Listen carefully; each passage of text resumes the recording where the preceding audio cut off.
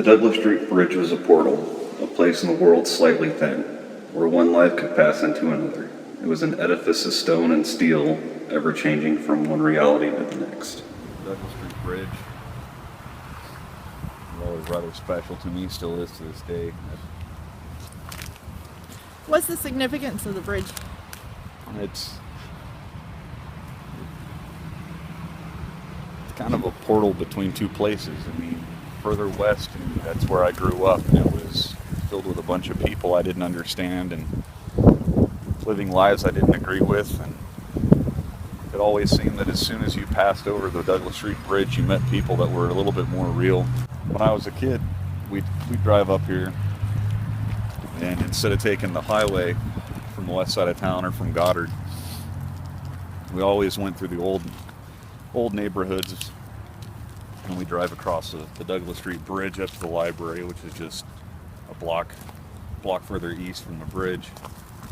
And even then, when I was a kid, it felt like something special. I mean, you left the west end of town. It was pretty well planned. Everything's blocked off, squared off. Houses look the same, businesses look the same. And then you got to downtown, and downtown was exciting. It had the tall buildings and the shiny windows and all the lights and all the street lights. And we go to the library, or we go shopping in the Old Town District, and it was an adventurous place. And I guess that probably held over quite a bit my entire life, always feeling like downtown was something a little bit more special than where you came from before.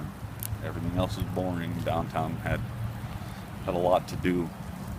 I was the youngest in the entire family, and often kind of shuttled off and in and out of the house a lot. Since about the age 13 and on, I was kicked out of the house and would reconcile with my parents and move back in. And so I was on my own quite a bit. And back in the 90s, there was a lot more trees further north of the bridge, and I spent a lot of nights sleeping in those trees, in the wood lines there between the buildings and the river. It was a lot safer. I didn't like getting taken into JIAC, the juvenile intake facility here in Wichita, because invariably I'd get released to either my grandma or my parents, and I'd get just dropped back off. If I went with my grandma, I'd go back to her house, but I'd have to be gone the next day. And my parents picked me up, and I'd get dropped off on Kellogg as they left. They didn't really want anything to do with me at that period of time. If you stayed in the wood lines or any place that had cover, police didn't tend to find you. It wasn't like there's a whole lot of police, but the prospect of having to go through that the whole processing in JIAC was not something I liked dealing with. I stayed pretty well away from everybody, and as a young kid, I noticed a lot that it was easier for me to blend in and be ignored. I mean, law enforcement and the general public around downtown really picked on older people a lot more than they do kids. I mean, you see kids and automatically just assume that they're out having a good time and that they've got a warm place to go to. I didn't like talking about the fact I didn't have a place to stay. I mean, I still feel really not shameful, but it's not a happy feeling when you don't have anywhere to go. I don't like telling people that you don't have a place to go, especially when you're 15 or 16 years old.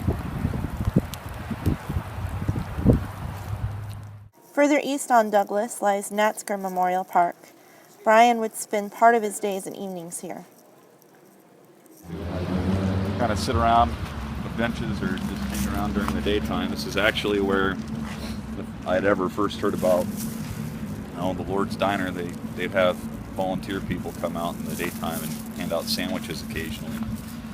It was shortly after I got fired. And it was kind of weird because I'm just hanging out right across the street from the place I used to work at, but felt slightly ashamed of it, so I'd hang out on the other side of the park. There's not a lot of places to go here in Wichita if you don't have much to do.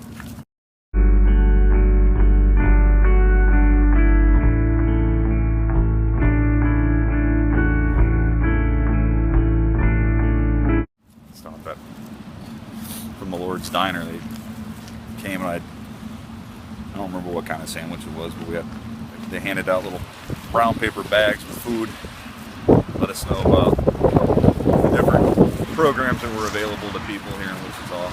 Mostly just I was interested in a warm meal that wasn't something I'd stolen from Quick Trip or the grocery store around the area. How I found out about where you could go to get something to eat. Those people really helped out a lot. I mean, just knowing you had a place to go to get something to eat was a big deal. Lived while I was young, but I think the first time I went and ate at the Lord's Diner, that was the turning point, because I saw a lot of people there, and I knew I was young, and you always got that feeling that you can do anything and stuff's going to turn out right for you, and I guess it did, but I didn't want to be the way I was forever. I didn't want to have to beg and steal just to get by.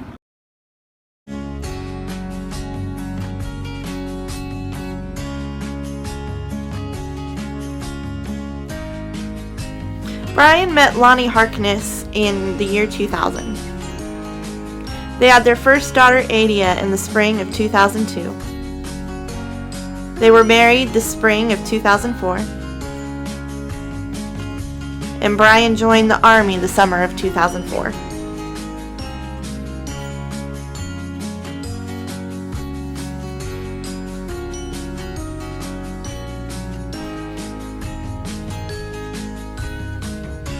Their youngest daughter, Lily, was born in the fall of 2005.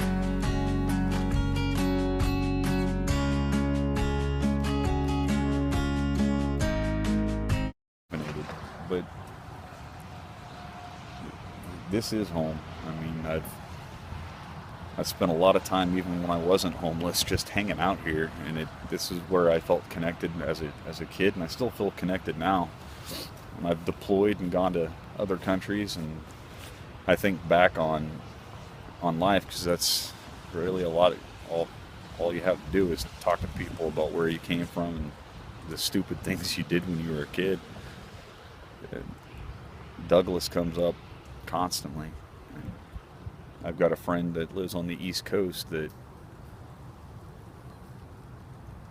he wants to come to Wichita just to see the place that I grew up and see the places I hung out, because it reminds him so much of growing up on the streets in Boston, which to me, growing up, if someone told me that Boston was anything like Wichita, Kansas, I would have laughed at him, because growing up here, you think it's so desolate and so empty and so dull and bland, but it really isn't. Wichita is a beautiful, beautiful place, and downtown's wonderful. And I mean, I always feel really, really connected here. Sometimes I wish I could bring my kids up more often to just hang out in the parks and stuff, because this area of Wichita is more home to me, I think, than the places that I grew up and the places that I've lived since that period of time. It was short, but I always come back.